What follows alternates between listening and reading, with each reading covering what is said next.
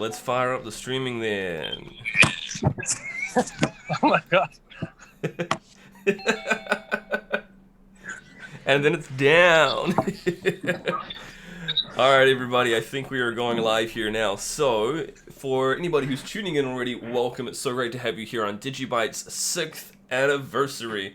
We're joined today by Noah Seidman, lead Android developer and all-around nice guy. We've got Rudy Bouwman, founder of the DigiByte awareness team, and Hans as well, who is starting up the DigiByte Foundation with you. Do we want to take a quick moment maybe to talk a little bit about that? Because I guess it's been a really full-on year for us.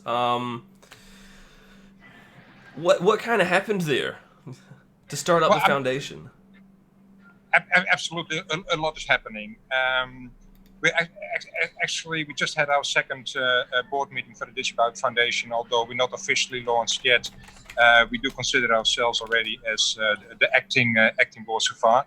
Today we discussed and finalized the first draft of the bylaws and the rules of operation, as well as the membership engagement and the community component. Nice. So hopefully we will ask the community to have a look at the bylaws as well as the community involvement. And what we expect is that within, let's say, 4 to 6, 8 weeks, let's say between 4 and 8 weeks, we hope to present the bylaws as well as the rules and regulations of the DigiByte Foundation to the community. What we expect is that we will have a voting system, because obviously we as a board are merely the voices of the community. So it's not that we as the board say this is what we're going to do and this is our goal. We ask the community for every step on the way for buying and commitment as far as things go. That also means that we will have devised a voting system, and in that voting system we expect the community to cast their votes on the proposals we launch. So at the moment it's unfortunately a lot of activity under the hood, but within a couple of weeks we'll be out there in force and ask and expect the commitment of you, the community, to guide us, to help us, to empower us, to support us, so we all together can work on DigiByte. I love it. And we're joined by Rutger, who's the other part of your board at the moment as well. Welcome, man. I can see you're on the train there. Looks like you're having fun. Yeah, great. Can you hear me or not? Yeah. Oh, good. Loud and clear. It's great to have you. And we're also joined by the founder, Jared Tate. Welcome, man. It's great to have you here. Hey, thank you guys. Thank you for being here. Congratulations. It's good to see everybody. 6 years, congratulations, man. everybody. Happy birthday. Yeah. Happy birthday. 6 years. Awesome achievement. So incredible. 6 years. For a lot of people who might not specifically know, I've had the pleasure over the last, I suppose, probably 2 years now to get to know Rudy and Rutger quite well. They're both incredibly active behind the scenes with so much. So it's a real pleasure to see you now partnering up with Hans as well to kick this off. I think it's absolutely fantastic, and this could be something great for us in 2020 and beyond. So again, I just want to say a big thank you. Was there anything you wanted to add to that as well, Rutger? Welcome. Yeah, it's awesome. I mean, I just looked in it today, and this will be my 4th year actually within the DigiByte community. And for me, it's. I mean, I see it as an example. Just starting small, getting people to know, just getting DigiByte to know DigiByte, and that.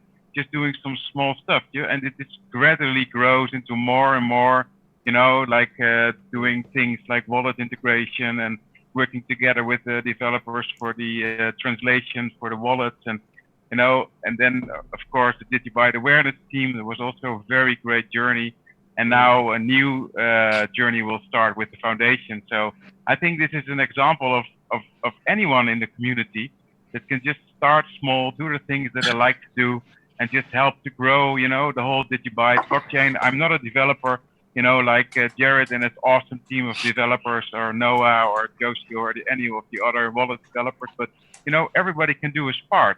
Just do the thing you love and love the thing you do, and just grow together.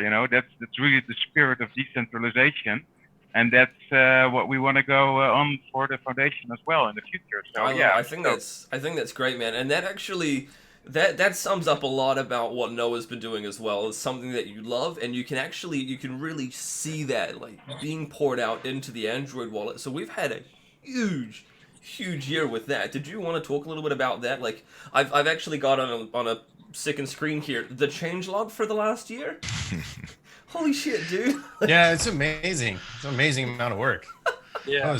Noah's a Jedi. It's a lot of Android code. That's a topic unto itself, no doubt. So I'm quite satisfied with the state functionality of the application, which is a statement that is separate and apart from what I professionally feel about the code base. There's complexities in that regard, but in so many regards, that's relevant yet irrelevant. It's relevant in that there's great value in a quality code base, but it's irrelevant in that the product works great. So as long as it does what it does, that's the most important characteristic of an application. And that was really what my focus was. We had a code base and we needed to make it do things that we, as the developers and the community, wanted it to do, and we've achieved that to the best effort that we can. And overall, quite satisfying. Sorry, guys, we need to interrupt you. We will connect later. We need to get our train, so we will join soon. Cheers, guys. Thanks for coming by. For everyone on the live stream, everyone in this chat is so far apart from each other. I love the modern tech. It's wonderful. You guys are commuting. We've got New Zealand. We've got California. We've got. I don't actually know where Jared is at the moment. He's from some undisclosed I'm in Texas location. at the moment. Yeah. Yeah? The center of the U.S., yeah. Right. And then, where is it you're coming from, Rutger? The Netherlands, in Europe. Oh, of course, because you were just there hanging out with Rudy and Hans. Correct. Nice. So we really are, like, the four corners of the globe almost. It's great. So, I mean, it certainly makes life interesting when we're having chats during the day, because... like, so we can clearly see, I mean, it's nighttime there as we've got things whizzing past your window and things. It's like I've just woken up an hour ago, get up, quick shower, run around the house, grab a glass of water. I've gotten in the habit of rolling over at like 2 or 3 a.m. to check messages and then responding and then going back to sleep, because it's 24/7.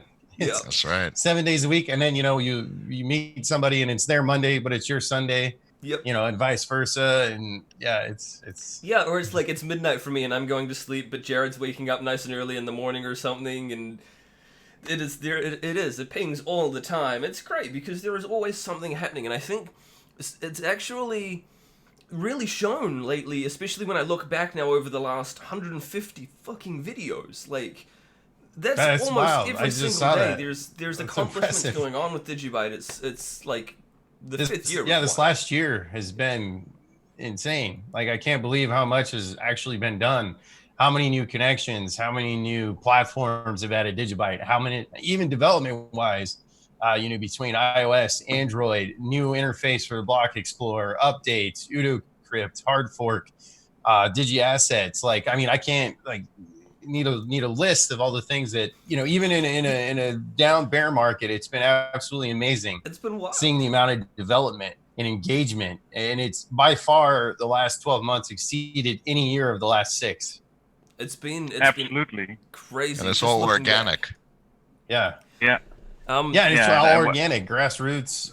It's amazing. It's as really terrible fantastic. as it sounds. Like, a bear market has almost been a blessing, right? Because the amount of just stuff that has happened, despite the fact that there is no centrally controlling body. And I mean, maybe this is something we can also pick your brains a little bit about there as well, Rutger, regarding the foundation, is it's coming along more to, I suppose, support DigiByte as like a broader whole. Yeah, do you want to comment a little bit on that? Yeah, definitely. I think one of the most interesting things, of course, is the old world is used to centralized bodies. They always ask who is the CEO, who's the boss, who do we need to connect to? And I think for people to understand this concept of decentralization, a foundation body can be a really good middleman for that, because the foundation will not centralize anything. We really got a philosophy of supporting decentralization and supporting DigiByte as a whole, as an ecosystem, and the community, of course.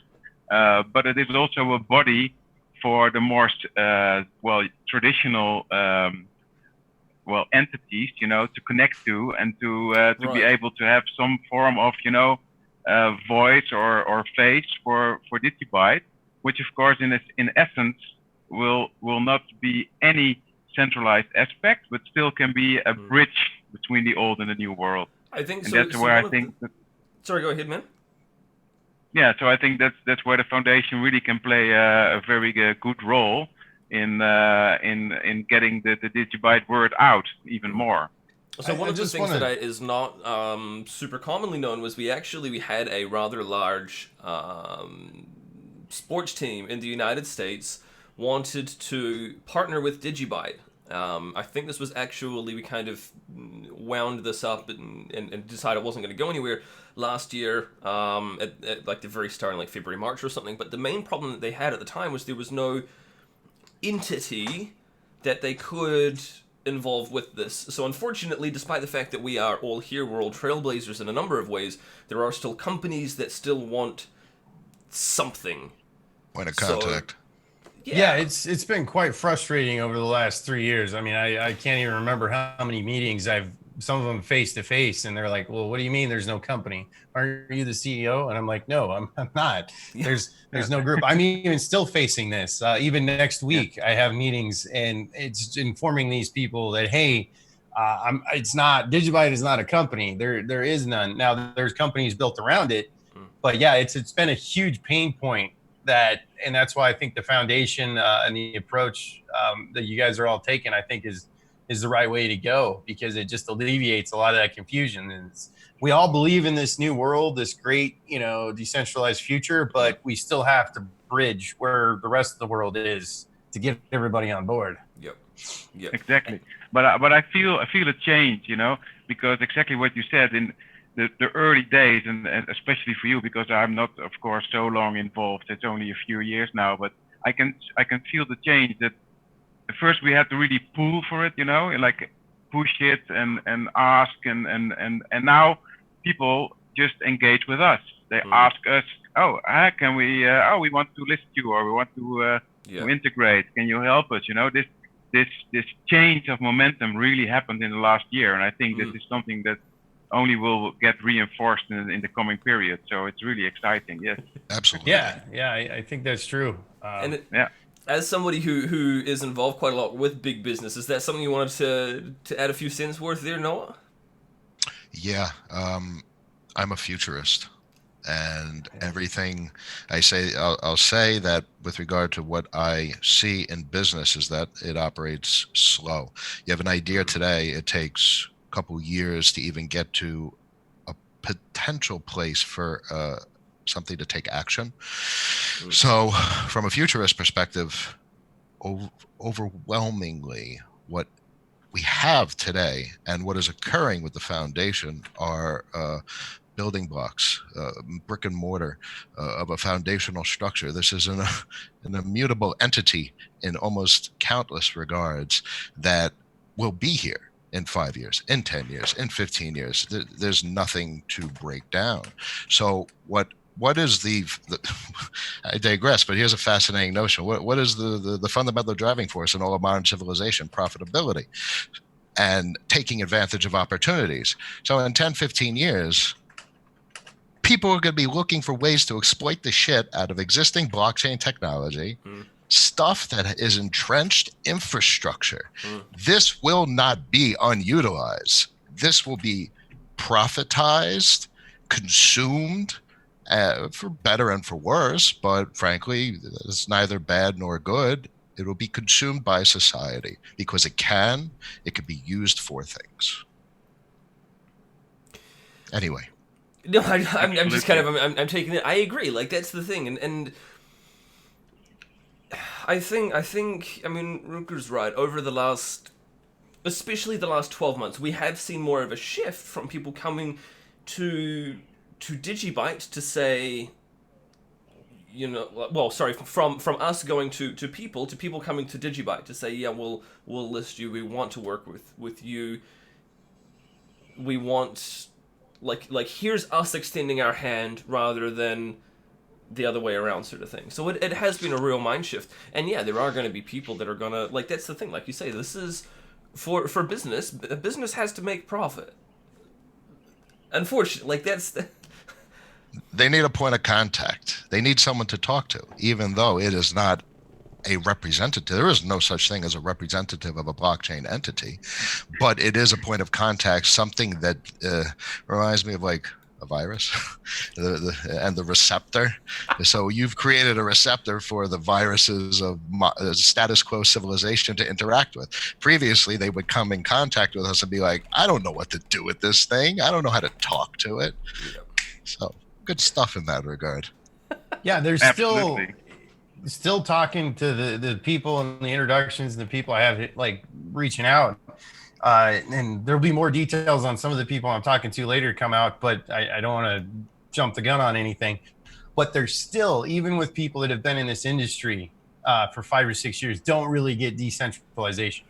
I've been invited to some things, and people think, oh, well, you must have pre-mined or raised a bunch of money, or because that became the standard practice, for all the people that entered in 2017, 2018. So there's even an awakening happening within those groups. As those projects run out of money, they have to shut down, and it just kind of evaporates. $3 billion in investment into this space in 2017 and 2018, and DigiByte itself got none of that. Yep. Right? Yeah. But where did all that money go? What has been created with it? Yet we have all these other groups and projects either using some of our tech or even straight up knocking us off, right? So it's like you have a very few handful of true innovations in this space, and then everything else is just repackaged copies of a lot of it.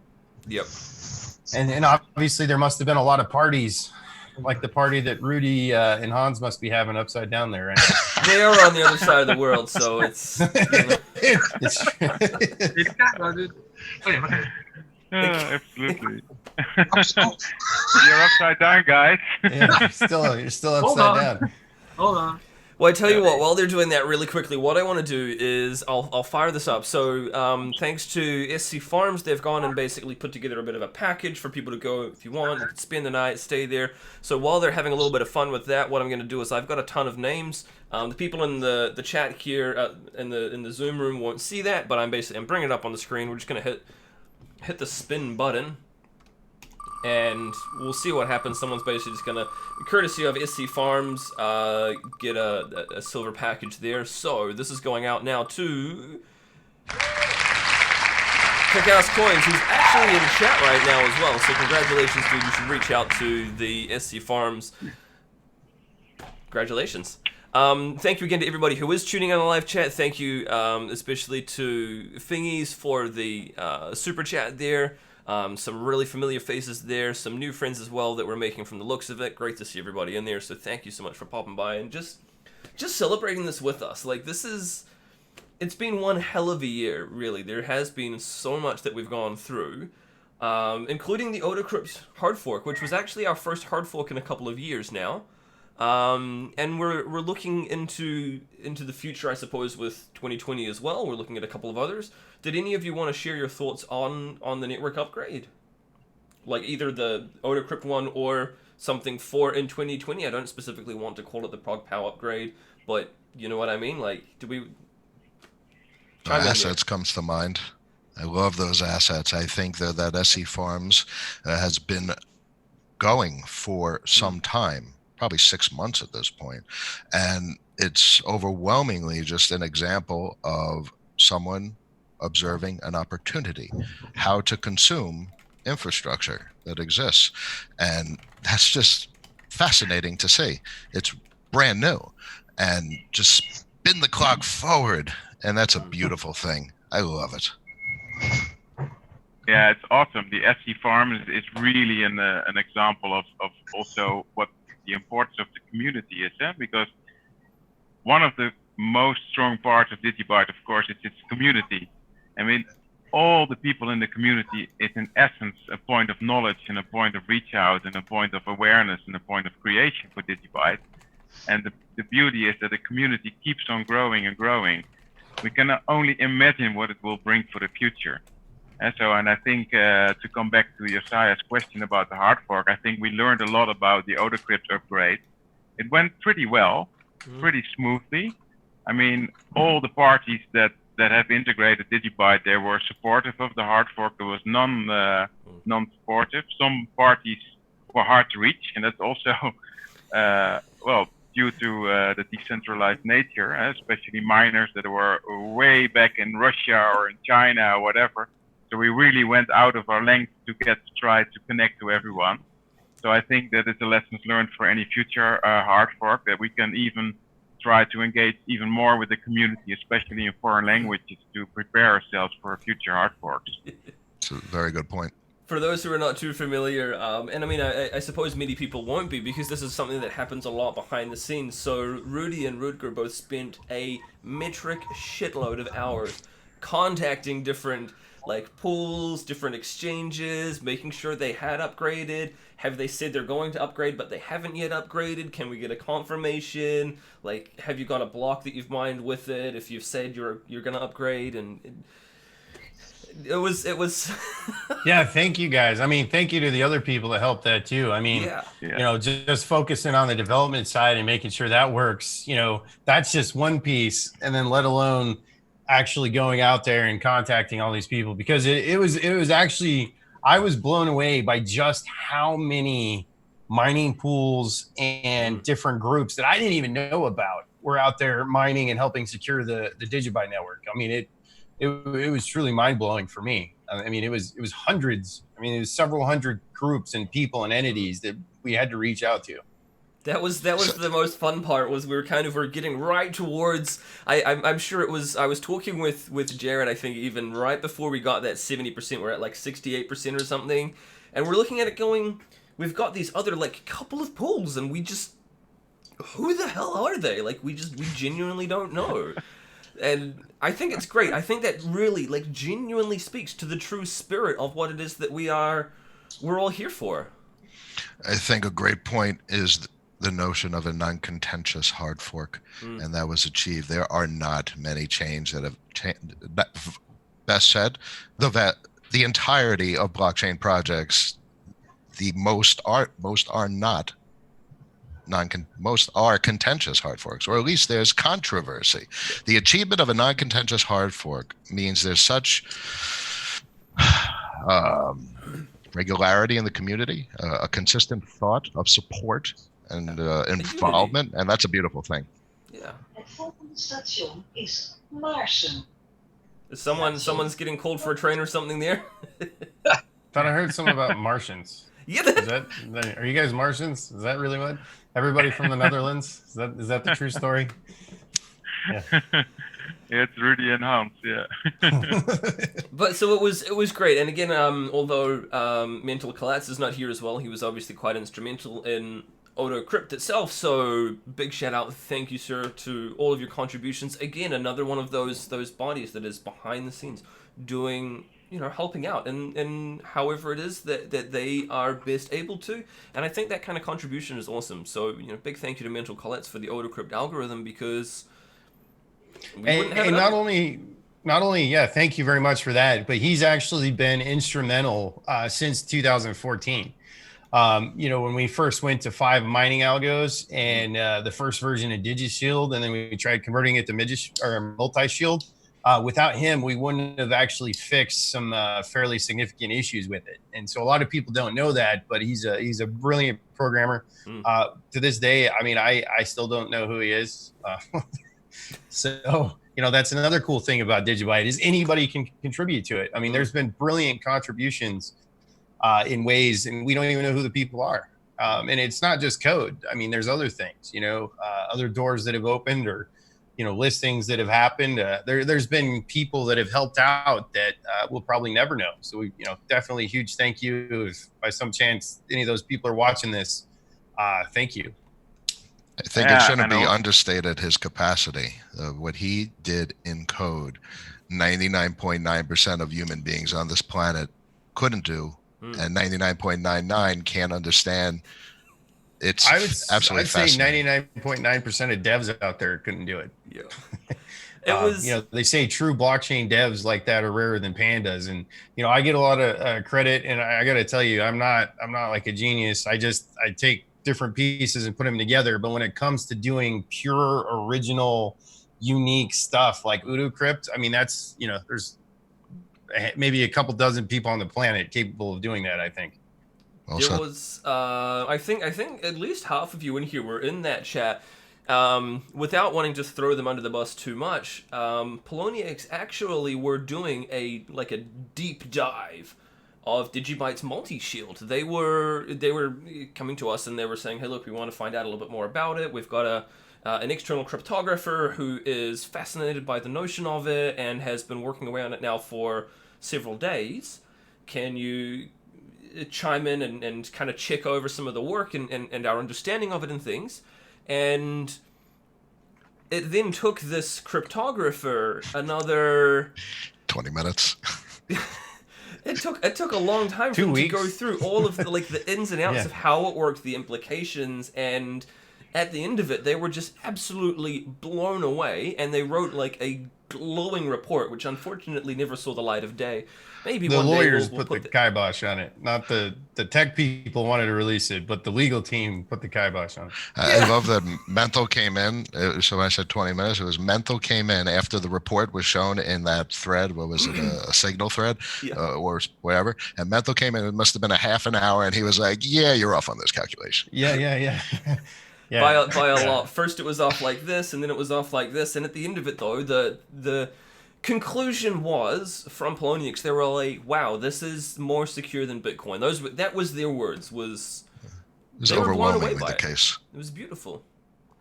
Maybe we'll try and dig that out one day. What's also mind-blowing is the decentralization of mining addresses of DigiByte if you compare it to Bitcoin. I mean, you did a piece on that, Josiah. I was blown away by the number of individual addresses that mine DigiByte. I mean, that's really unique. Yeah, that's... No. I mean, that was even surprising for me. Because I kind of figured, there's a good chance, obviously, we've got five different algorithms, but we've got, pools will mine the same thing. Will mine those different algorithms. So you'll have a pool that will mine both SHA-256 and scrypt. But to see, what was it? It was 1,300 or something? Compared with Bitcoin's, it wasn't 60, was it? I'm not. Where is it? Yeah, even less. Yeah, I think it was 60. Yeah. Yeah, it was 1,300 to 60. But again, you've got one company subsidized by the Chinese government that's basically dominating all Bitcoin mining. And a lot of people don't realize, there's different mining pools, but they've intentionally split their hash up. And now, because of the crackdown of China on mining, they're buying up places even in Texas, right? To use the solar power and the energy that was subsidized by the U.S. government, right? So the same people still have control of a lot of this. And not only that, they put back doors in all the miners. So it's we saw that with Antbleed. Yeah.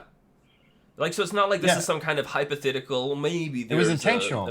No, it was Antbleed was a real thing. It's in there. We've got proof of it. We've seen it in the firmware. We've seen it. Yeah, I've looked at the code myself. It's there. And so, that's why we went to, when I had an order in for the first backs, in 2012, the first ASIC miners were created by this company called Butterfly Labs in the United States. It was a US company. Right. So I had an order for one of the first ASICs. Well, what happened is when they went to China to source the parts, basically the Chinese pretty much knocked them off and beat them to market. And that's where you had the first, I think it was Avalon, which later I may have this wrong, but I'm pretty sure they became Bitmain, or at least the same engineers or same group. And they basically. Are you guys out? We're going for a walk. Oh, okay. But basically, it completely disrupted and centralized mining almost overnight. I mean, at the time I was mining with my desktop computer, I was getting about into 2012, beginning of 2013, I was getting like a half to a full Bitcoin a day, which, at the time it was like $4, right? So I was making like $2, which was cool. But within 3 weeks of the first batch of Chinese ASICs hitting the market in 2013, it went from about a half a Bitcoin with just a regular desktop gaming computer to about, I calculated it would take me 6,000 days to mine a full Bitcoin. That's just how fast that ASIC, disrupted the mining industry, and then it just completely centralized Bitcoin mining. And so that was the first, I guess, reason that we wanted to get away from a single mining algorithm with DigiByte. Is that history and that background, and then several of the other miners I talked to. So we're now looking, I suppose, when we went to multi-algo, it's interesting. Not a lot of people who are involved with it today are aware of what multi-algo originally was. So we had SHA-256 and Scrypt, which were the ASIC mineable ones. We had Myriad Grostal and Skeen, which were GPU mineable, and Quibbit was originally CPU mined. So a little bit of fun history there for you. So when people talking about, like, for example, Prog POW in an upcoming upgrade, for example, GPU mining is something that we have had, which is why a lot of people are keen for it to come back. We've got suggestions around a bunch of other things for CPU mining, like RandomX, Sigma, Verus Hash, a bunch of other ones, but it looks like, RandomX is looking pretty good to me. I know we've had some of the other people, like Jared is not entirely convinced on that one. Yeah, I'm still, it's all, everything at this point, we have to test, right? To make sure because we've got a good thing, what's the old saying, if it ain't broke, don't fix it. So anything we do, we've got to approach with caution at this point. But I'm not saying I'm opposed to anything. I learn new stuff about this tech every single day and new ideas. There's just, the space is rapidly changing. Like when I wake up in the morning, I spend 30 minutes going through all the news just to try and keep on top of it every single day. That's right. So I'm seeing some comments on Poloniex, and I wanted to touch on an issue. Your friends, we can, talk with your friends that are saying. My buddies over there. So people are talking about the remaining DigiBytes that are held on Poloniex. Well, they're saying that they've quote unquote archived the remaining DigiBytes, or they will archive them. Obviously, the 31st hasn't came and gone yet, but here's the issue. The address that's still there hasn't changed in years, meaning somebody has the private keys to it. So until we see cryptographic on-chain proof of a burn, I wouldn't trust anything saying that they're archived, they're locked up, or anything like that. Somebody has the private keys somewhere, and at some point in the future, they can move. Well, they have to move in order to show that they were truly burned. And that's the only way that they can. Or they will just stay on the address because effectively they're still owned by some of the customers that might be gone. They might not be aware of that they still have it on there. Maybe they lost their credentials or they died or whatever. So that's, I expect that most of them will be of one of the customers or former customers. So effectively they cannot touch it because it's still owned by someone. Well, legally. Yeah, but they're no longer operating in the United States. They're operating out of some African island now. That's true. That's true. Done a deal. So I think it might have been was it Rutger or was it was Rudy that I was talking with, and I think I basically just said, look, consider anything that's still on there after the 31st, consider it part of the Justin Sun retirement fund. Yeah, you're not accessing that. No, what are like realistically? Do we think they're gonna send any or like publish some kind of proof on like their Twitter and go, yep, we've burned them. There's now 300 million less DigiBytes. There is only going to be 20 billion 700 million now because we burned. No, they're not gonna. They can't sell them on Binance, but. Do we know how many are there? By approximately we know it. It's about 400 million at the moment, I think. It's going down. Yeah, it's going down 307 some. And we've done some things that if they try any funny business, it's a blockchain, it's transparent, so we can see it. Yeah, Rob's just said 310 million. So how is there $310 million? Honey, they sent the Polo coins out. I'm like having palpitations right now. So Polo was our first I mean, at one point, they're the largest market in the world, right? For about a good 24-month stretch. And several times we were the most traded. I think one day in 2017, we had 300 million in daily trading volume. It was like double our market cap. It was insane. So my theory is they had to have, because of the fees that they've collected, they had to have been sitting on a big chunk of just DigiByte that Polonet itself collected as fees over a 6-year period. Well, and that's where I think a lot of that. They've been supporting DigiByte for a long time, logical. since 2014. They're June, May? Before Bittrex, I believe, too. Yeah, just like, I think Bittrex started like a couple weeks afterwards or something. But yeah, so they'll have a lot. And exactly, and now to imagine that the number of exchanges, how large they have grown in the last several years, it's amazing. Well, yeah, no, it's an interesting thought as well, because let's say that there's 300 million remaining. Let's say there's 310, but 10 million are people's, and let's say for somehow they've got 300 million of their own now. If we ever implemented staking, they would be able to stake that 300 million. So just some food for thought for people who are interested in staking. Which this is why we have some very innovative ideas with the DigiDollar. That's basically almost like a reverse staking system. But I don't want to give it away right now. But there's some cool stuff. There's one other thing before I forget I wanted to bring up that is very fascinating to me. So I keep getting asked, like, when did DigiByte exactly start, right? Well, if you go to Bitcoin Talk, to the original thread, you can see where we talked about a countdown and all these things over the course of a week. And then we announced ahead of time that at 7 p.m. UTC time, the code and the mining and everything would start, right? Well, 7 p.m. UTC time is basically, that was 12 noon Mountain Time, which is where I was at the time in Idaho. And that's 11 a.m. East Coast time. And that was, 2 o'clock Eastern time? Well, when you look at the posts on Bitcoin Talk, and this was January 10th, right? That was the first day. It's hashed into the blockchain. Not only did the news headline get rewritten for that day, so if you go and you look at the news headline now in the archive on USA Today, it's different because they changed it after the fact, right? It's hilarious. I think it was like a day or two later. Yeah. But secondly, that post on Bitcoin Talk now shows it was done on January 12th. I think that's because of, like, they had some database issues. I think it was back a couple years ago. And when they restored it, the times were off, like when they re-imported the database or something. So everything's off by 2 days. But what else is interesting is, so it was a very stressful time. So we got the code out there. The mining actually took us several hours before it stabilized, right? So that's why a lot of the block times for the first few blocks are off a little bit.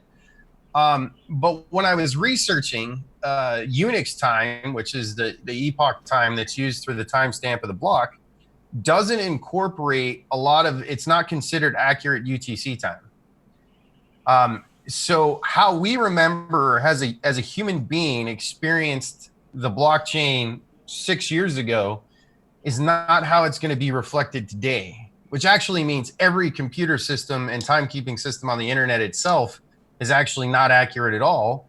And blockchain is the most accurate timekeeping system we have. And I really like that this headline was changed, because that is one of the really valuable use cases that the DigiByte blockchain supports. It's hilarious. The hashing.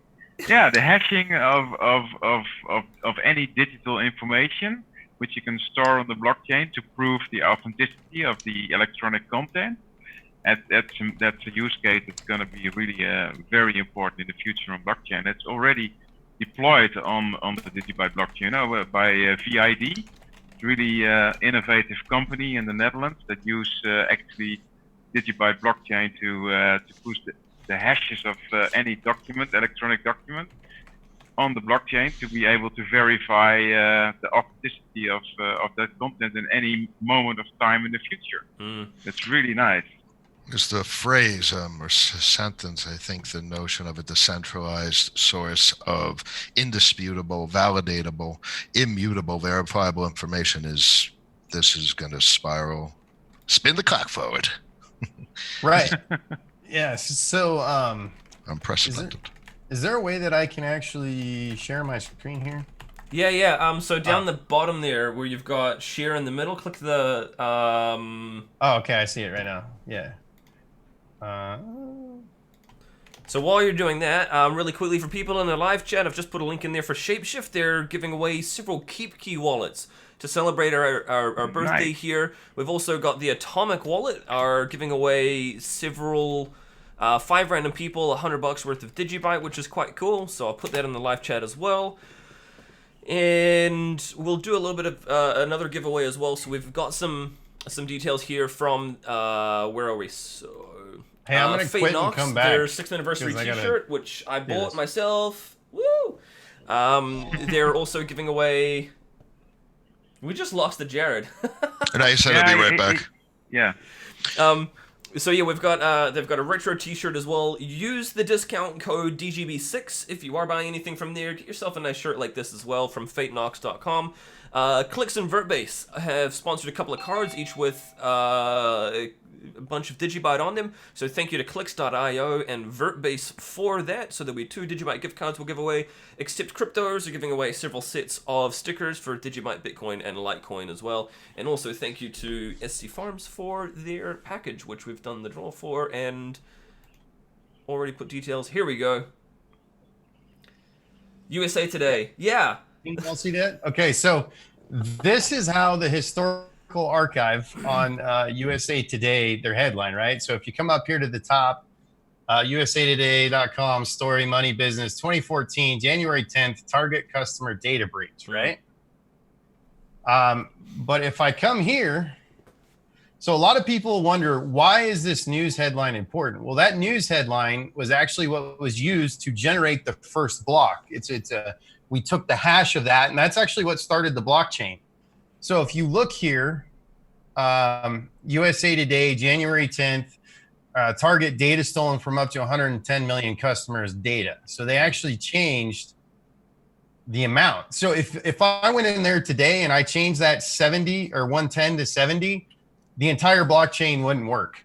So that proves without a shadow of a doubt that these guys went back in time and altered, as you can see here, like they say, updated later at 11 that night. Right? So, there you go. I mean, it shows the validity of the blockchain. Hilarious that they would change that, right? Like, I can only imagine that they kind of went back to them and were like, we don't like that number. Like, can we shrink the number a little bit? Like, right? Yeah. Even though it came out later on that it was actually more than that, right? Yep. Which is, so, yeah, funny. That goes to show you. And what's fascinating is there's only a handful, and I wrote about this in my book, Blockchain 2035. There's only a handful of blockchains that actually use news headlines to start the blockchain. So Bitcoin used the Times of London, Chancellor Banks on the brink of failure. Charlie Lee for Litecoin used Steve Jobs' death as actually the launch pad, because that was the day Litecoin was created, which was fascinating. Was it really? And then, yeah. And then I think Vertcoin, you know what, I can pull it up here real quick, but there's only a few blockchains that, and one of the things that actually signifies to me as a developer that people actually know what they're doing when they create a blockchain is they kind of pay homage to that, and they just don't randomize it and start it. Because if you look at a lot of these other blockchains that have started, they didn't do that. They didn't even launch it like that. They just basically, and they did some weird things at the launch. Even Ethereum, EOS, Tron, these DPoS systems, they don't even have that.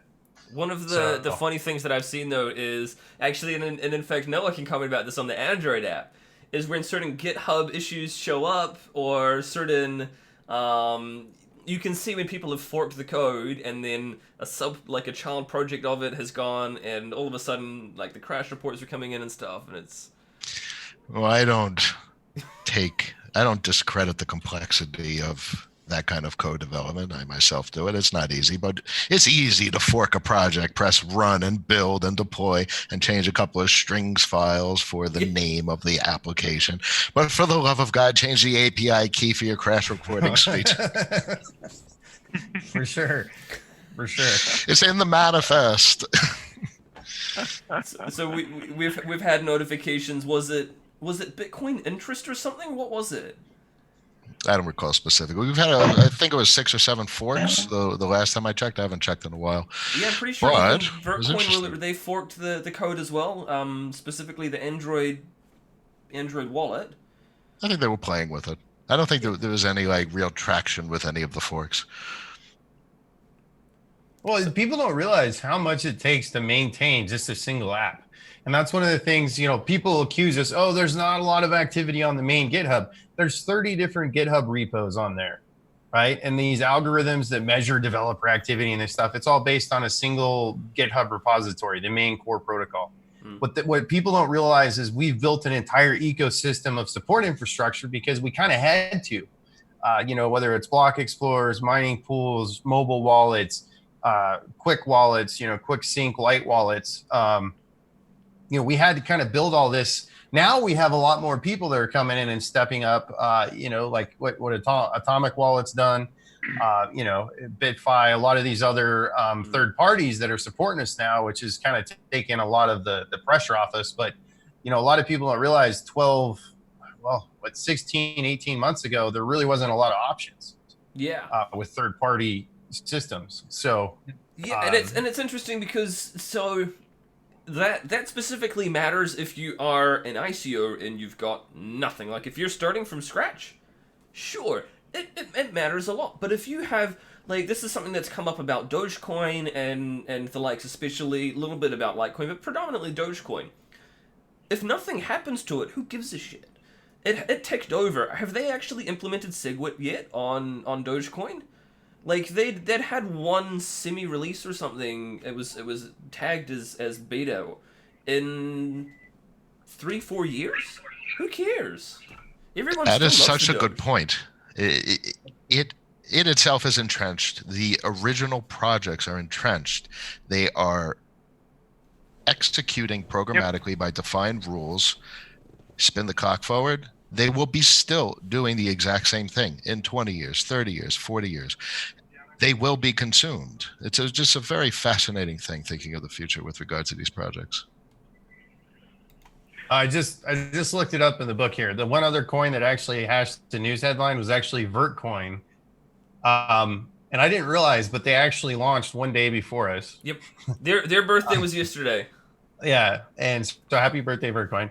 But their news headline was Germany to help in disposal of Syrian chemical weapons. So it was interesting, but that was their news headline. That's my favorite nice little headline.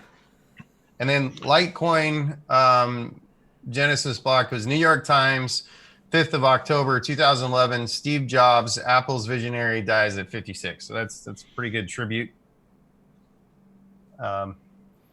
I think as well, like if we're kind of sorry to kind of go back to you talking about only the last 12, 18 months, we've actually, so for people who aren't familiar with DigiByteWallets.com, go and check it out. Now, for the longest time, when you would go to DigiByte.io, we had the core wallet, we had DigiByte Go, we had actually, I don't even know if there was a small crossover period where I don't even know if we had the Android and iOS wallets up there.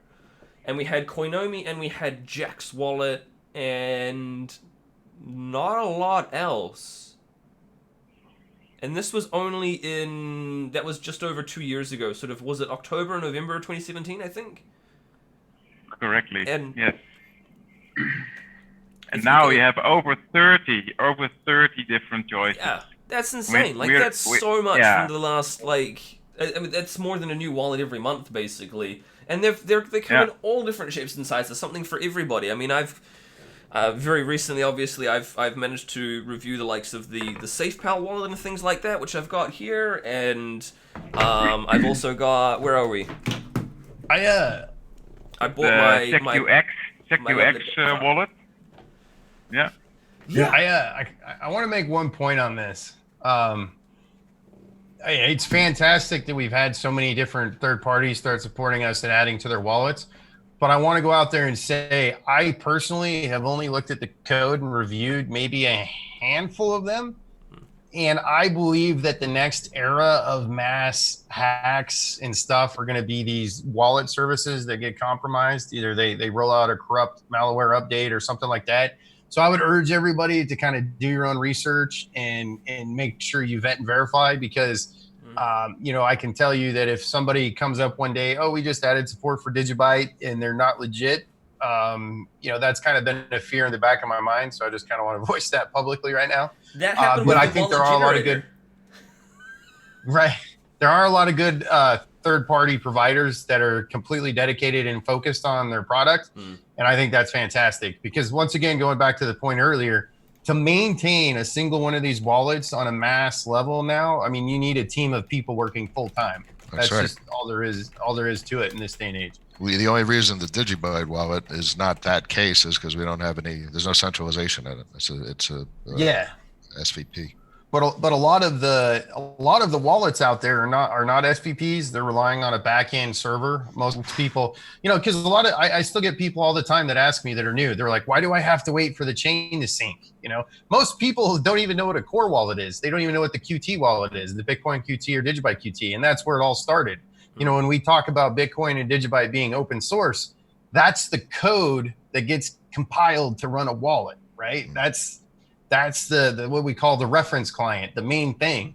But most of it's not a quick thing. I mean, it takes several hours for it to sync when you put it on your computer.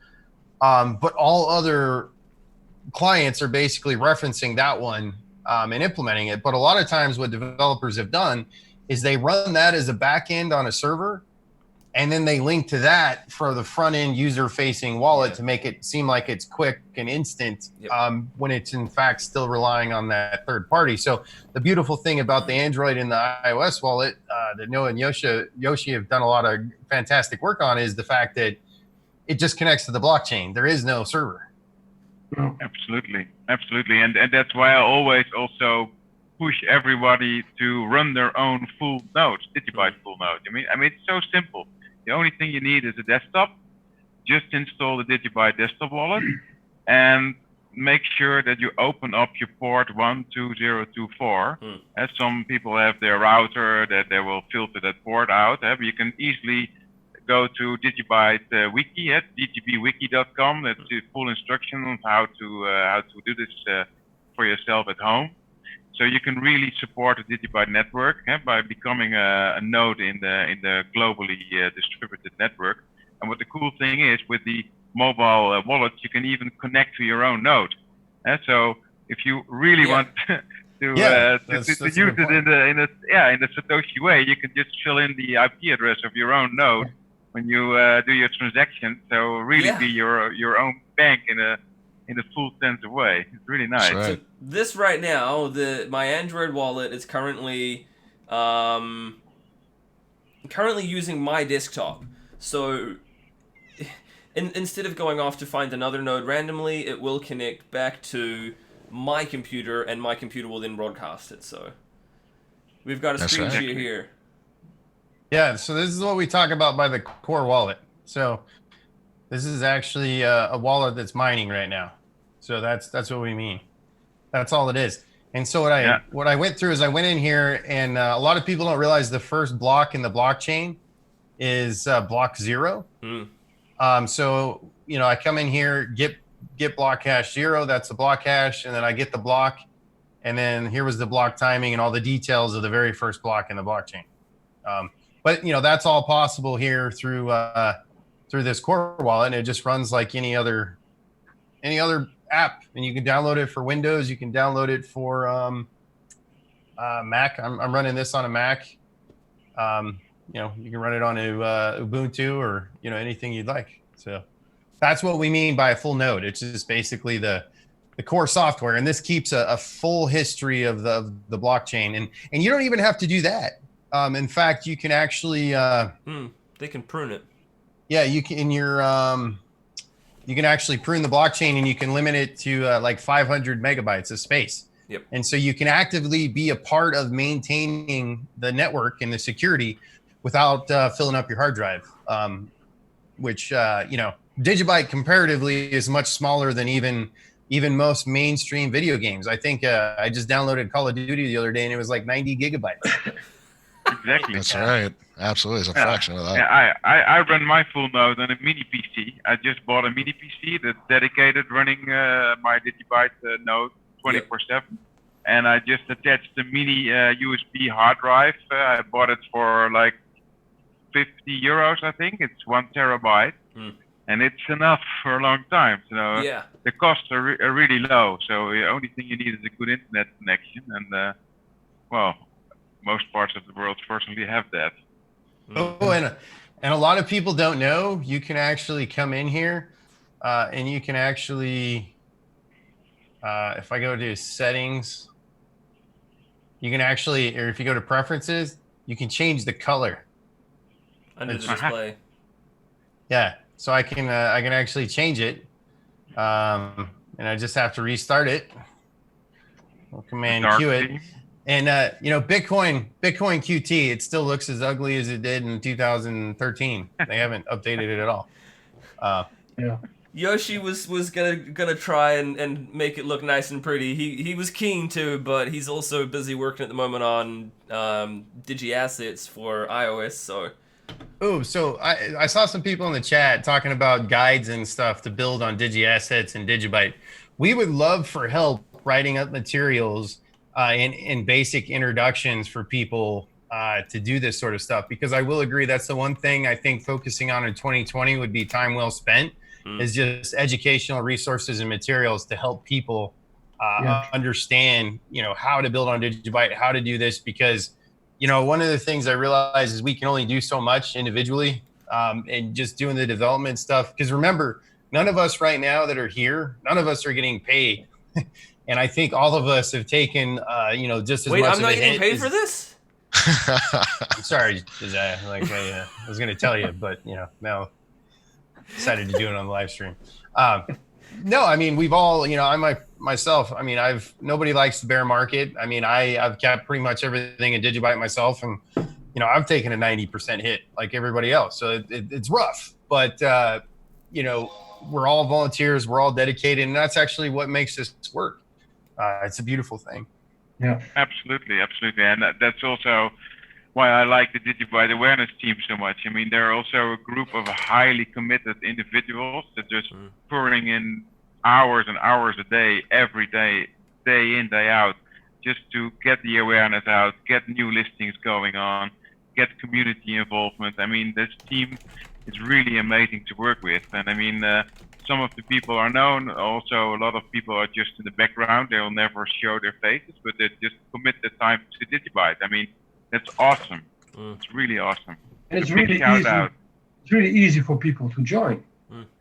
Yeah. I think it's difficult to become a part of the core team, but it's quite easy to join the DigiByte awareness team and to help.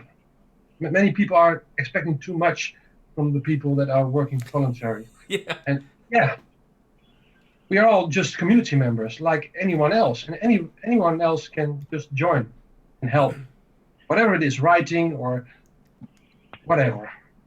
I'm actually sorry, go ahead. I'm actually surprised. You know, there's a lot of developers out there. I've encountered hundreds in my professional career, and that's just my particular programming industry.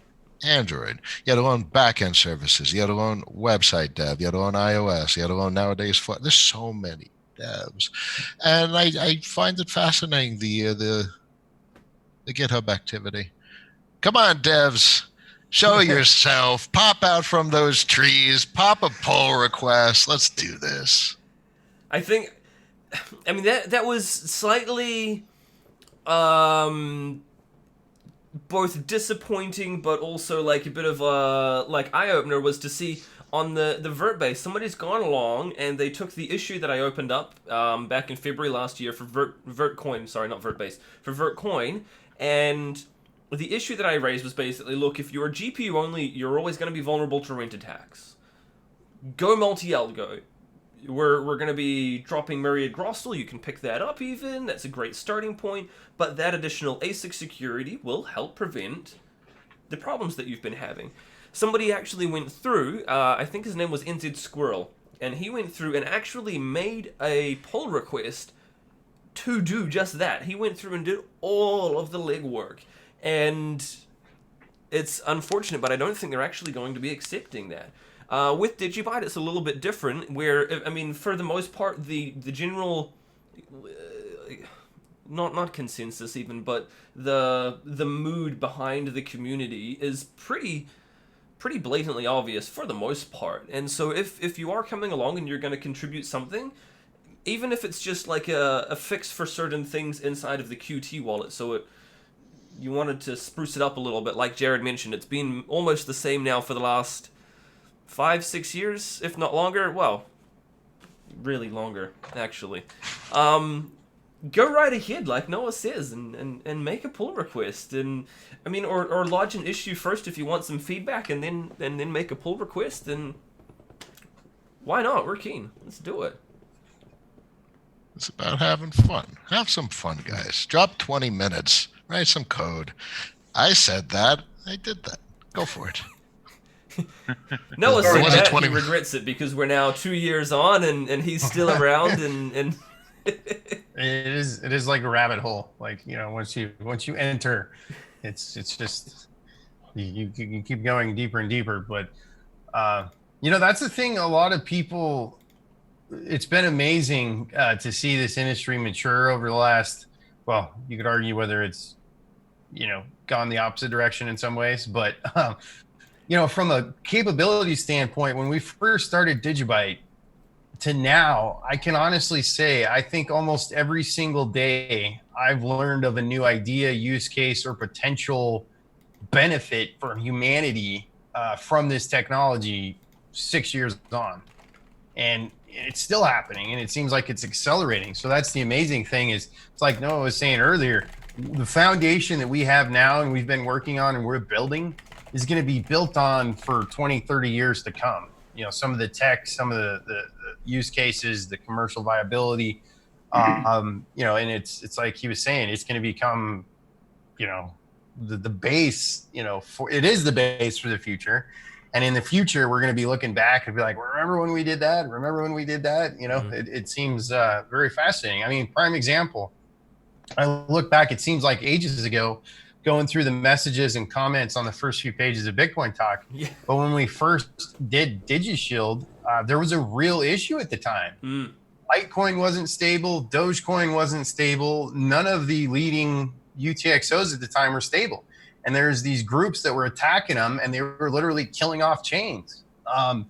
So we're like, hey, this difficulty needs to be real time. It needs to be able to go down further and faster than it goes up. And we did that. And within weeks, Dogecoin had adopted it.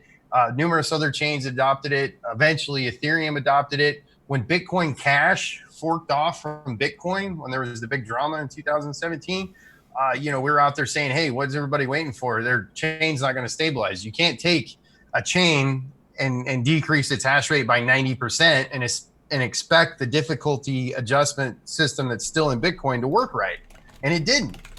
And then so instantly Bitcoin Cash basically forked from our repo, and then they were complaining about it in the comments, how we didn't comment our code well enough. Yeah. Which, to be fair, like we probably could have done a better job.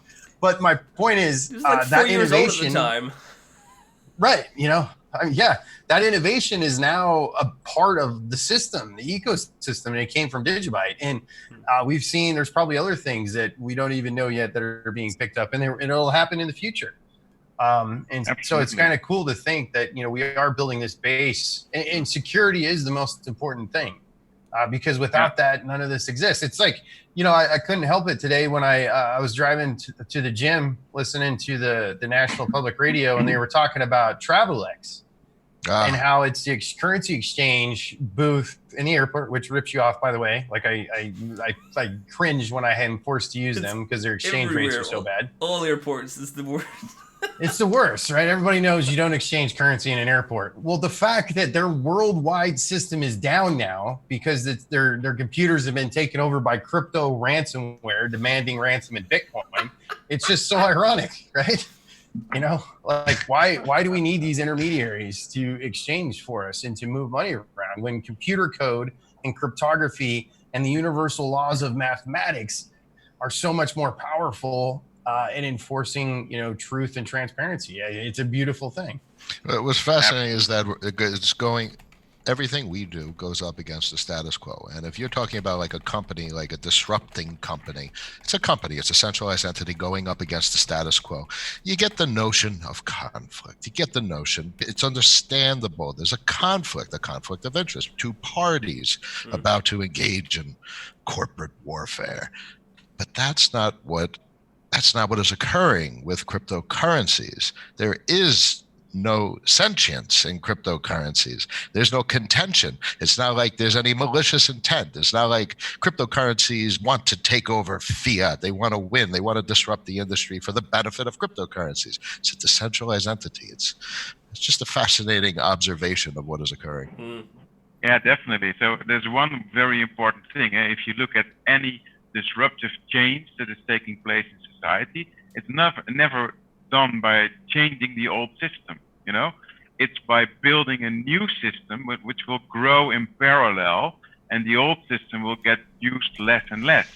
You cannot go and say we want to change all the centralized systems. It's never going to happen. What we are doing is we're building a parallel new system that will get used more and more and more over the next coming years. So that's really interesting to see it. So we never should waste our energy on trying to change centralized systems, try to change the old systems. No, just focus on the new system and work from that. I really see DigiByte, in my vision, I see four major pillars at this moment in time, because what Jared rightfully said, we don't know what all the use cases will be in the future, but now we see four major ones, what I see, and I also see them work together. It's being, of course, payments, with DigiByte being one of the fastest blockchains in the world, like 1 second wallet to wallet instant payments globally, permissionless, with low fees and scaling on chain, very powerful. The second one, of course, is the proof of authenticity of any electronic content which you can hash, you can put on the blockchain, whether it's diplomas or contracts or legal documents or maybe even hashed of videos or whatever, you can think of many use cases. You can prove the authenticity of that electronic content. Next to that, of course, authentication with DigiID, which originally was not a DigiByte invention per se, the concept, but it was DigiByte actually gone and implemented and realized it in the real world.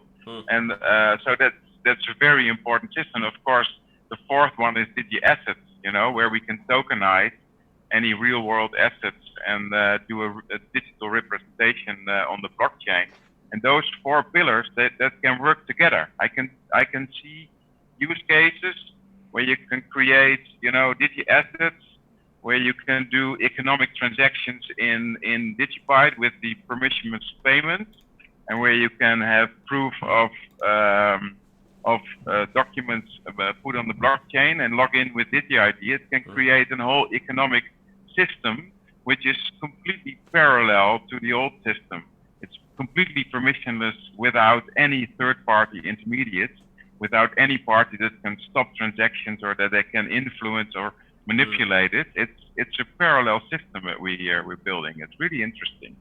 There's going to be a critical event. That's my future. You given your future, given your observations, I see an inevitable critical event that will occur. I don't mean that in the negative connotation. I mean, there'll be a time when a company, maybe a company that spent a couple $2 billion on some sort of centralized blockchain or database technology, whatever they want to call it.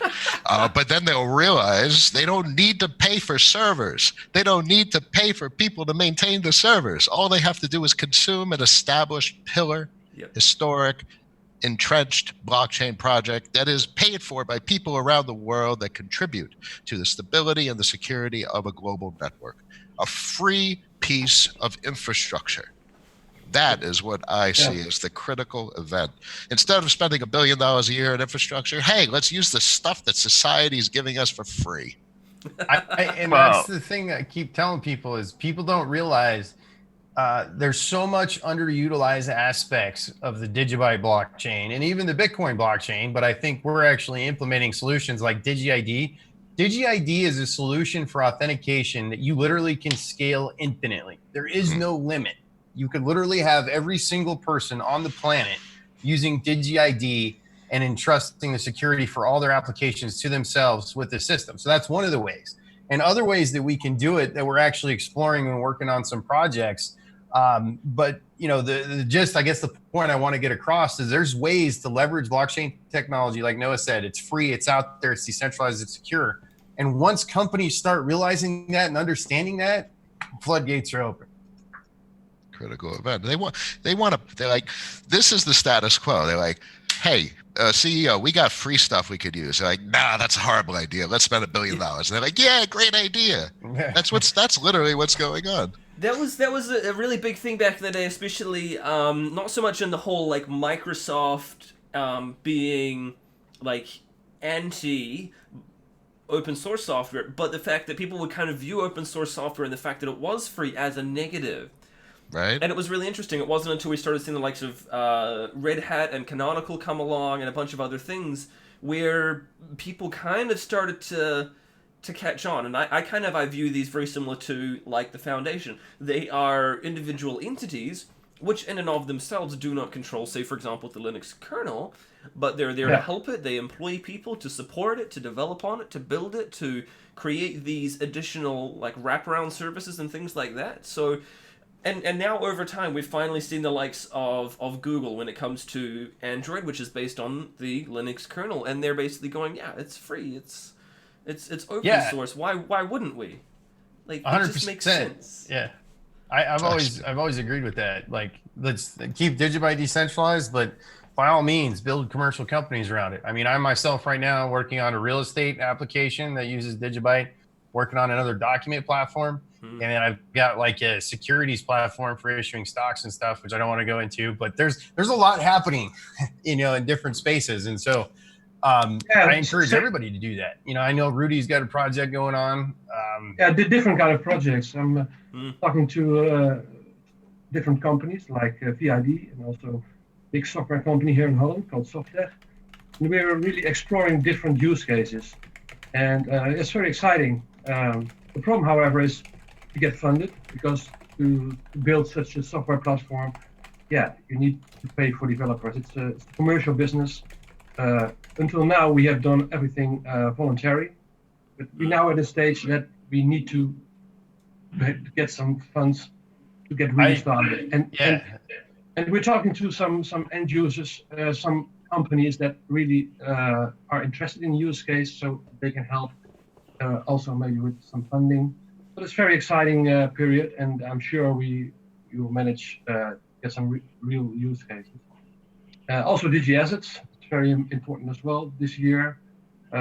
Also looking at some use cases to use it as for concert tickets, and so it's really exciting year, and I really really hopeful that we can produce a lot more use cases now with DigiByte. You know, I got a question here about use cases, like, and I totally can relate to the fundraising issue. We're actually fundraising right now for multiple platforms. And the way I look at it, we do that, like, right, a lot of people don't know, but like, for instance, DigiExplore has actually been sponsored by Vesti, the real estate company, which I'm the CTO of for the last like 6 months, right? When these big, when you're able to start getting a commercial project up and going, and we haven't publicly launched it yet, so I don't want to get like rumors going, but yes, we've still been working on Vesti. But until it's ready, I just don't want to like hype it up or do anything. But we've still been able to spare some server space, right? So over time, the more commercial companies that are able to contribute back to the core protocol, that's what makes Linux work, right? Is you have a lot of the different companies contributing back to it. So, you know, that's super important, and that's how you sustain an open source movement long term.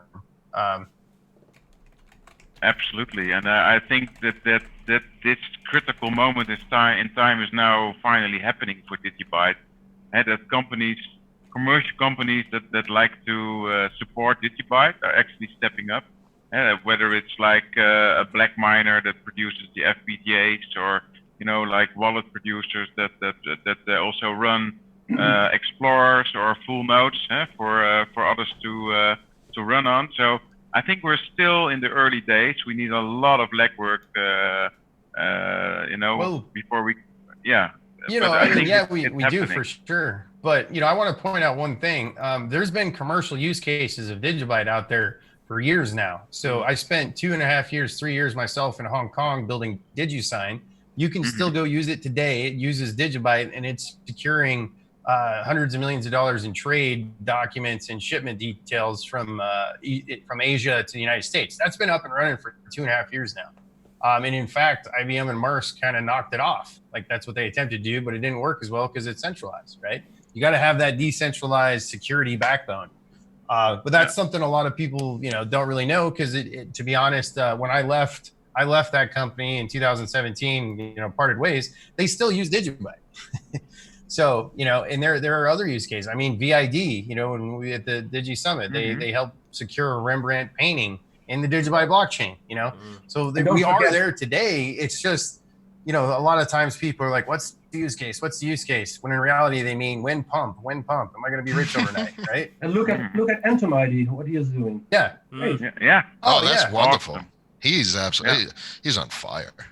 That is, I think that's breathtaking. At that LastPass, keep your eyes open. Right. That's serious. Yeah, true. Yeah, it's really amazing. I think also just kind of commenting around specifically the likes of building a company to support it. Again, that's something that I actually had to do, was because we were struggling to get the iOS wallet listed. And so I had to create a company that was able to then submit the application for iOS. I called it, DigiByte Foundation New Zealand. It's literally, it's just me. This isn't like some kind of non-profit or anything. It is a limited liability company. And I think it's fantastic both now that we have another foundation with Rudy and Rutger and Hans that is now being built up, but also in the same line of thought that Jared is talking about here. It is a supporting company. There was a need. Like he's mentioned with Vesti supporting the Digi Explorer servers, there's an annual fee that basically this company, like I have to pay on behalf of the company that keeps the iOS app listed. So, there's needs all over the place. Some of them are small, some of them are big, some of them are simply just running a testnet server even. It should not be necessary that you, Josiah, is paying for stuff out of your own pocket. You, Jared, paying for stuff to keep servers running. But we do it because we love the contribution the from the community. It has to be paid by the community as a whole. But that's why the foundation is here to take over the payment of all these costs, and it will be contributed by the community. No, I think that's fantastic, and it's like I've said before, I'm all for a foundation, and I just wanted to clarify to those people out there, like, I in no way have any sort of role in it, but I do support it, right? And so we felt to vest that, and not only that, I'm super busy, but no, I think that's fantastic. And I think it would be great to rally around the foundation to help some of these community driven resources like Digi Explorer and other things, be 100% community driven. So there was a question there, how to use DigiByte for e-commerce. Well, the simplest way is you could, post your own wallet address and a QR code, or there's several payment. DigiCafe, that's a good place to start. And there's what's the other one? There's coinpayments.net. They've been around for a long time. CoinGay, I think there are actually a lot of payment processors now. But you can look at the digibet.org/payment processors or on the wiki. Yeah, like digibet.org. We'll post a link in there. Yeah, great. Like WooCommerce or Shopify, or it's There's a long list options now. Yeah. I think that's something that I'd actually like to see a lot more of as well, is integration specifically. So if people are in the chat or they're watching this later on, that kind of thing is there's always a need for it. So Shopify, we have integration there. but it would be really cool if we had the ability to use DigiID, for example. We've got it with WordPress, but what about if there was some integration with Joomla or Mastodon or Concrete 5, or, you know, there's so many different things that we could be tying in with. And sure, right off the bat, not everybody's going to come out and go, yes, we're all now putting our payments through DigiByte on this platform. But it's there and it builds over time. And even now with the likes of the WordPress plugin for DigiID, we're seeing it starting to gain more and more traction. I think it's awesome. I love it. You know, and going back to, I guess I might as well say it, but this is kind of one of the reasons I want to give you people an example. So when I started pre-orders for my book last May, I took DigiByte as a payment. Well, I didn't cash that out for like 6 months.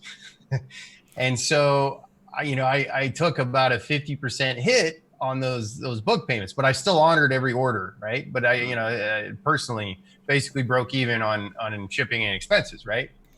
Part of the reason that we're talking so much about a DigiDollar is that would fix these kind of issues, right? And kind of what we're talking about and envisioning is something where you take your own DigiBytes, they get locked up and they back that dollar. And so your DigiBytes don't go anywhere. You still have them, but that dollar is basically via the network protocol pegged to a dollar. And for e-commerce and payments and stuff, it makes it so much easier because you take out the volatility of the network. I've said this before in a few live streams. DigiByte as a currency, because it's compared to fiat currencies that are infinite and they're printing more every month, it doesn't really make sense. What it makes sense as is a long-term quick store of value that's transferable, right? And then if you combine that with like the DigiDollar, still runs on the DigiByte protocol, still part of the DigiByte wallet, you get the best of both worlds. You have the ability for savings, which is kind of like the DigiBytes themselves, but then you have the instant ability for commerce. So in a way, you're tapping into that value that's locked in a fiat sense, and then you can transmit for commerce. And there's so many applications that are truly disruptive to the existing industry, because at that point you have a truly decentralized stable coin that can be used for remittances and payments without the risk of the currency fluctuation that we see today. Okay. And the main reason that we've been thinking and talking about this is, BlockDX is a fantastic decentralized exchange. I first found out about him in 2014. I've met some of the team members in person, but the reality is just a lot of people aren't using it. There's really no market because it's a little cumbersome, and it's hard for people to make a market when you trade from Bitcoin to DigiByte, and you have to lock up those funds on either side. Well, if you have a decentralized stablecoin, it makes it so much easier to pull off a truly decentralized exchange. And I think that's the one missing thing from DEX is really springing to life. And that's what my hope is, if we can, pull this DigiDollar off. It's going to take time. It's going to take 6 to 12 months. But if we can pull that off, that would be a huge game changer for multiple reasons. There's still more details. I've been working on the white paper for this. But yes, absolutely. You can still accept DigiBytes as payments today for anything. There's nothing stopping you from doing that. You don't have to get anybody's permission. You don't have to sign up for an account. Literally, you download a wallet, post an address, and people can pay you. So awesome. I think maybe we should start to look to wrap this up. But before we do, like I mentioned earlier on, we've got, so for the 6th anniversary, we've had Fate Knox. You can use the discount code DGB6. We've got Clicks and VertBase have sponsored a couple of gift cards loaded with DigiByte.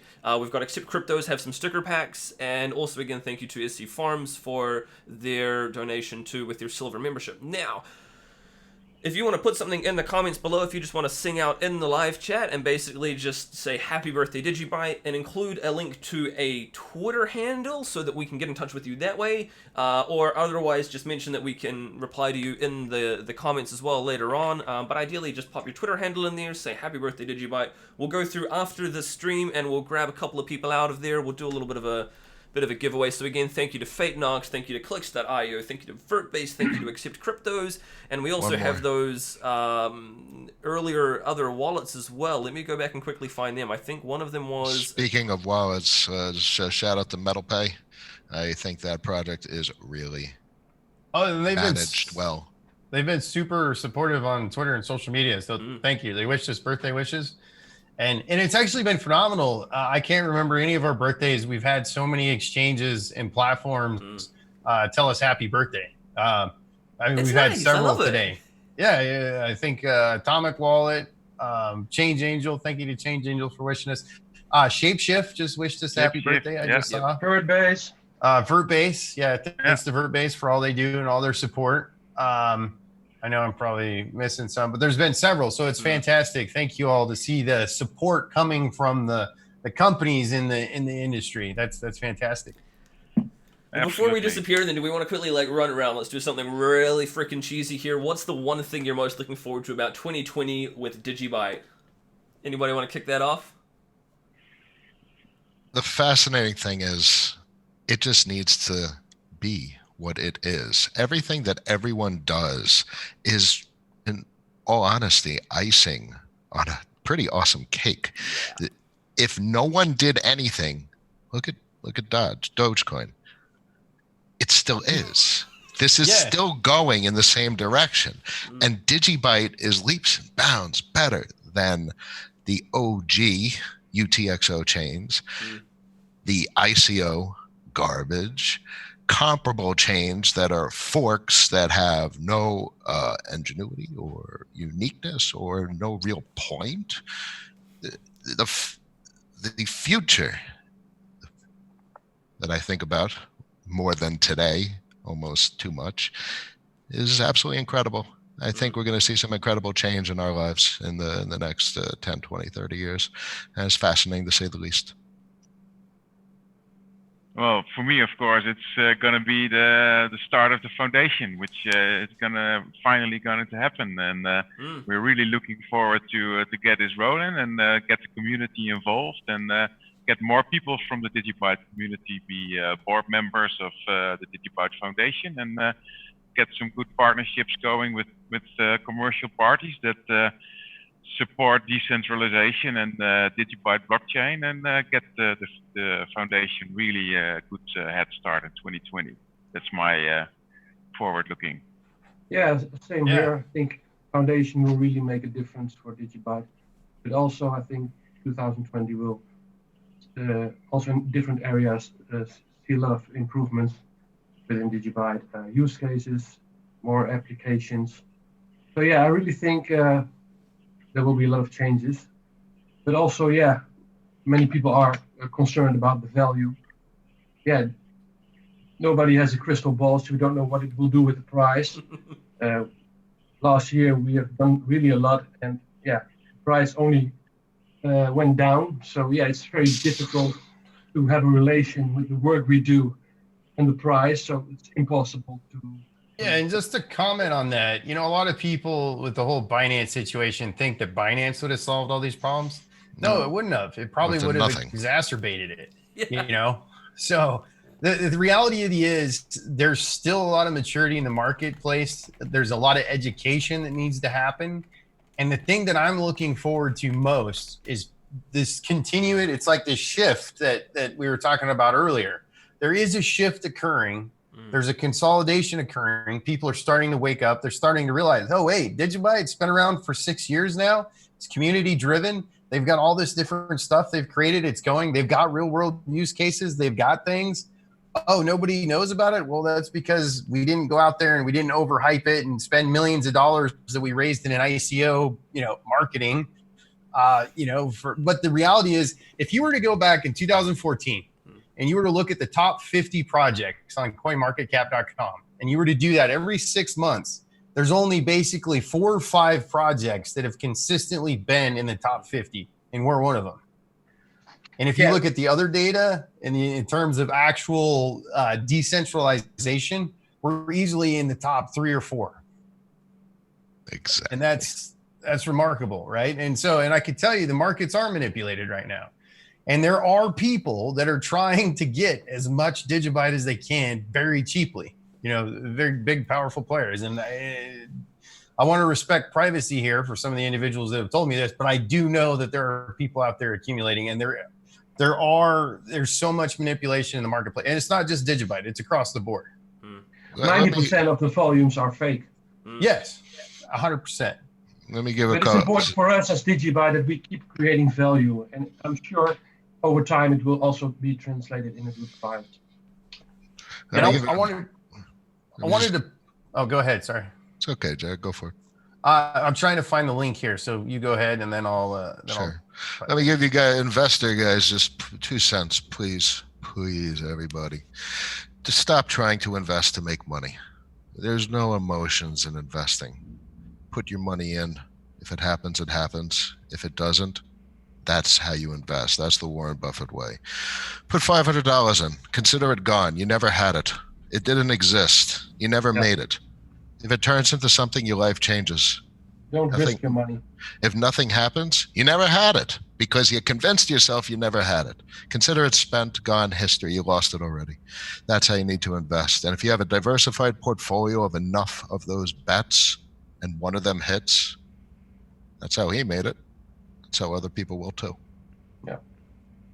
Well said. In terms of talking about like that diversification is something that's what I'm most looking forward to throughout 2020 is more of that diversification for DigiByte, which we're seeing. We've got the DigiByte awareness team, we're seeing with the DigiByte Foundation. We are seeing more and more people, like more and more people getting involved in a myriad of different ways there. So I'm super stoked about that. I think that's going to be like fantastic to just see that grow even more. We got a screen share here. Yeah, so I wanted to point something out, one thing, and just kind of leave people with this. Anybody can go to do this. So this is the GitHub statistics for the amount of downloads of full DigiByte nodes. I'm not talking about like the iOS, Android wallet, other third-party wallets. I'm talking about full nodes.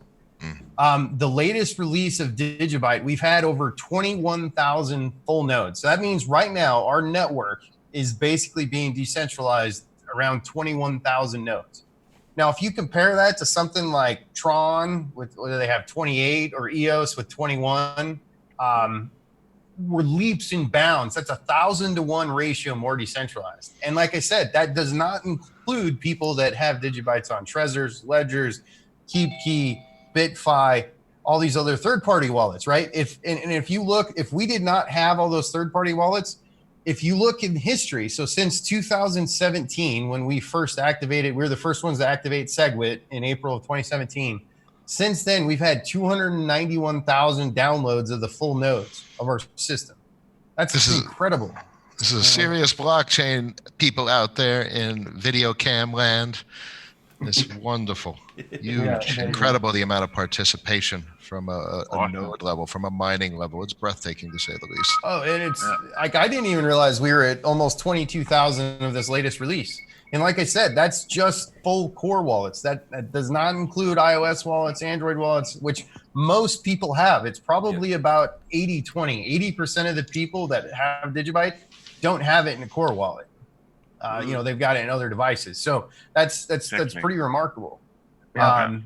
And then also I saw some people asking about the shirts, where I got the shirts. I mean, I ordered an extra large this time, so I don't have the medium anymore. But I got it from Crypto Bouwman. So they've got all sorts of stuff on here, and they support DigiByte Awareness Team, right? If I'm not mistaken. Yeah, definitely. They're the official store for the DigiByte Awareness Team. Just check them out, Crypto Bouwman. Yeah, I'll post the link in here. But anyway, I'm most excited about this growing awareness, and then also a lot of the development and stuff we have in the works. Like I said, I myself have got 3 personal projects underway. I don't want to go into too much detail. I'm working with other people, reaching across the space to different collaborators. But 2020 is going to be one heck of a year. I mean, if they say go big or go home, like this is the year to do it. So going big. Here's an interesting one. That for the 2020s, it is inevitable there'll be a pullback in the markets. I'm not talking about crypto markets. Obviously, everyone knows what's going on, and if you don't, you should. I am so fascinated to see what happens with cryptocurrencies through a recession or whatever the hell is going to happen, whether it's a meltdown or there's a lot of instability in the world right now, whether it's another war, whether it's impending, you have like the head of the IMF and other people talking about a global financial reset. I can guarantee the 2020 election in the United States is going to be a complete shit show. So there's a lot of instability around the world, and I think a lot of people are looking for something that is a unifying force of it's trust in a trustless environment, and that is a decentralized blockchain like DigiByte. Come rain or shine, doesn't matter. We're gonna be here. Absolutely. Hans, I'm glad you could come back and join us, man. We're just quickly saying what we're most excited about for 2020 with DigiByte. What are you looking forward to, man? May I, on behalf of the foundation? Yeah.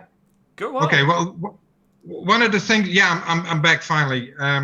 One of the things I guess I'll be most excited about is, as we as foundation, is engaging, interacting with the community, mobilizing the community, being the voice for the community. And that is something that is going to be an extraordinary journey. And I couldn't agree more with the previous speakers that 2020 is going to be the year that in a way will be the game-changing year and will separate the men from the boys, if you can still use that expression nowadays. And as the DigiByte Foundation, we definitely want to be a vehicle and be part of that process. And for us to engage with that community is going to be such an extraordinary journey we so much look forward to. And 2 points, if I just want to quickly emphasize on that. And Rutger, I would ask you to explain the second point, and that's about the voting system and the Digi assets. Perhaps Rutger, you can talk a bit about that later if we hadn't discussed it already. But firstly, I would like to say that as the DigiByte Foundation, we are going to open up for membership. We actively seek involvement for and with the community, and the only way we can see that happening is have a membership, have actively involvement with the community. That's interesting. And how that membership is going to form and shape, you tell us. We have some suggestions, we have some thoughts, and we definitely have great ideas how we can engage and interact with you. One of the things we are obviously thinking of is having a big DigiByte conference, at least one a year in the future. Whether it be Europe, America, or Asia, we'll see. It depends on where you want to have us, I guess. But to be part of that community and to be a part of the journey we're all going through is going to be the year 2020 for us. And again, we're going to be the voice and the vehicle for it. And as the DigiByte Foundation, we encourage you all to become a member and become an active member in that journey. And all I can say is stay tuned, because so much great, fantastic, and exciting news is about to break, and you will be at the helm. Again, the DigiByte Foundation is only the voice. You, the community, will be at the helm of the foundation. And perhaps Rutger, now you can perhaps share a few words or insights already on the voting or the participation system of the DigiByte Foundation.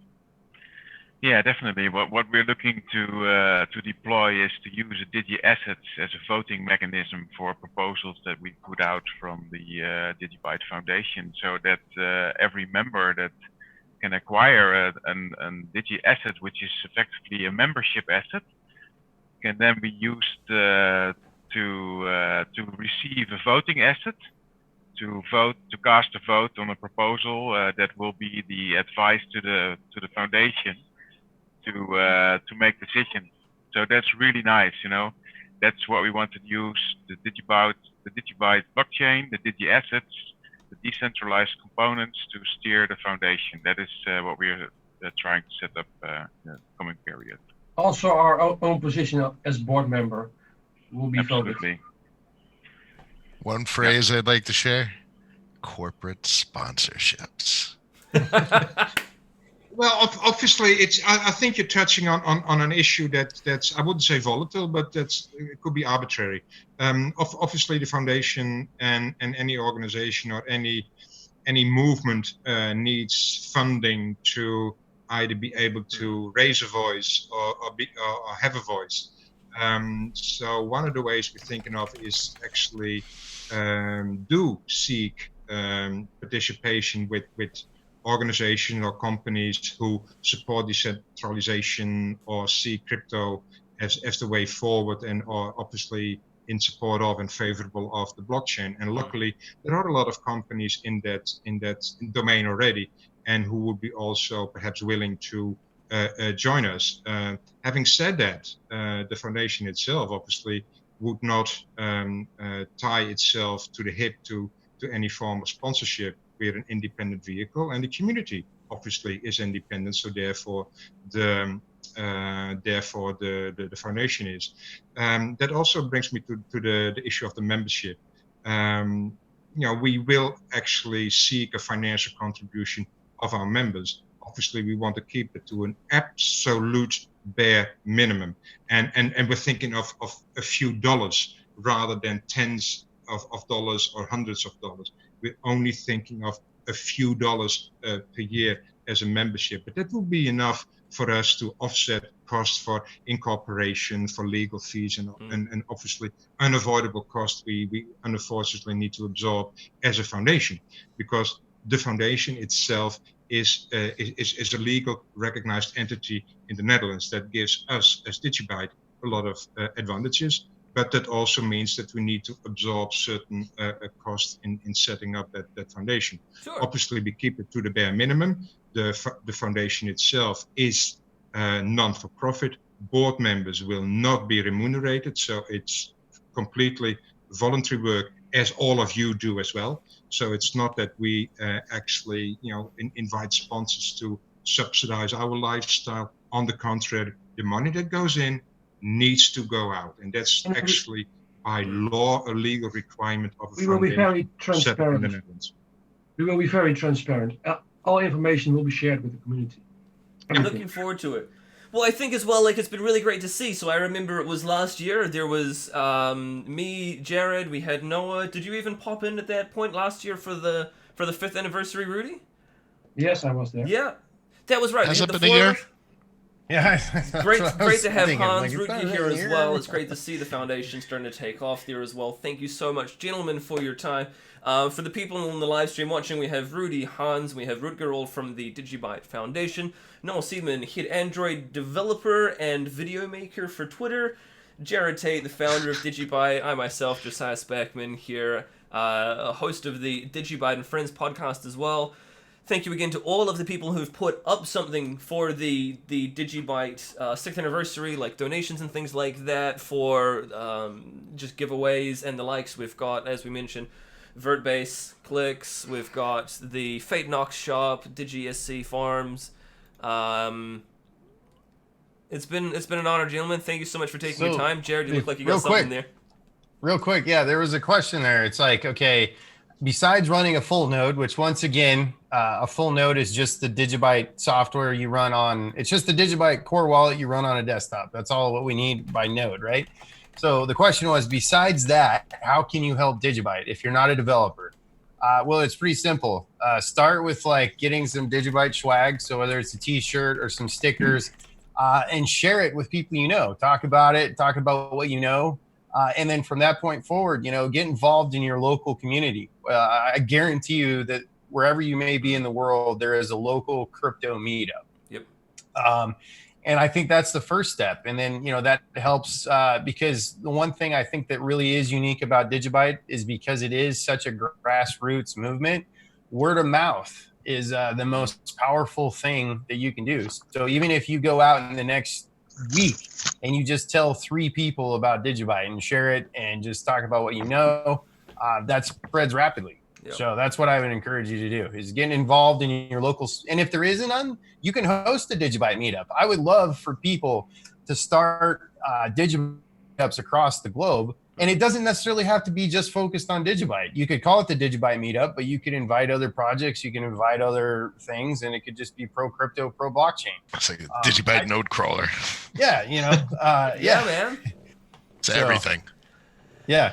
Oh, and then, those seed cards. I think those are excellent. You plant a seed card or you plant a sticker. The seed cards, they have a scannable QR code. I've seen people leave them at gas stations. It's Change Angel, right? They do that. Yeah. Change Angel. Awesome. Yeah, it's an awesome thing. So, that's where you can start. It's simple. You can go for it. And anyway, that's all I have. And I just want to say thanks again to everybody that's wished us a happy birthday. And and without all of you, none of this would be possible. Without all of you watching and those. And my question is, how many people can we actually fit on a live stream next year? We'll see how we go then. Again, so everybody, thank you very much for tuning in. Thank you for watching. Leave a comment in the live chat saying happy birthday DigiByte. Include your Twitter address if it's an easier way for us to get in touch with you, so that we can give away the DigiByte anniversary t-shirt, the retro DigiID t-shirt from Fate Knox. Like I mentioned, Clicks and Verbase have partnered together for a couple of DigiByte cards, and Accept Cryptos have several sticker packs as well, so leave that in the comments. Happy birthday DigiByte. Thank you again as well. SC Farms, we've already drawn that one, and I'm off to a meetup right now, which starts in 2 minutes. I'm not gonna make it there, but if anybody is around the Oakland area, you want up to drop by and say hello. I'll be up at WizKate at Good Brothers. We're gonna go and just have a beer and celebrate DigiByte's 6th anniversary. Thank you so much, gentlemen. Yeah, everybody, we should get a map of local meetups. We really should. Yeah. I think that's 2020. That could be a goal. Is like. Just have these little local communities across the globe. Because I guarantee you, I even found people that didn't even know I was living in Austin. And they're like, oh, you're in Austin? I live here. Like, I've been following DigiByte for years. That's really cool. It's like, you never know. And it's actually, I know there's a lot of friendships that have been formed, through the community. So it's really cool. Absolutely. Like Laura from the DigiByte awareness team is together with one of the members of the Litecoin community have set up this in Pittsburgh, this meetups, this blockchain meetups. It's really awesome. It's growing very fast. And I think you can find her on Telegram and also in the DigiByte Awareness Advocates group on Telegram. Everybody can go just to the Telegram groups and try to connect to other people in the community for some help on doing this meetups. Yeah, or just go to meetup.com and make your own. It takes 30 seconds. Yeah. Gentlemen, it's been an absolute pleasure. Thank you so much for joining me today. Happy birthday to DigiByte. 6 years old and counting. Here's to the next year. No doubt I'll see you all in 12 months again for another one of these. We'll try and do another one in between. Sure. Digi. All right. All right, take care, gentlemen. Thanks see you, again. everybody. Bye-bye. Bye-bye.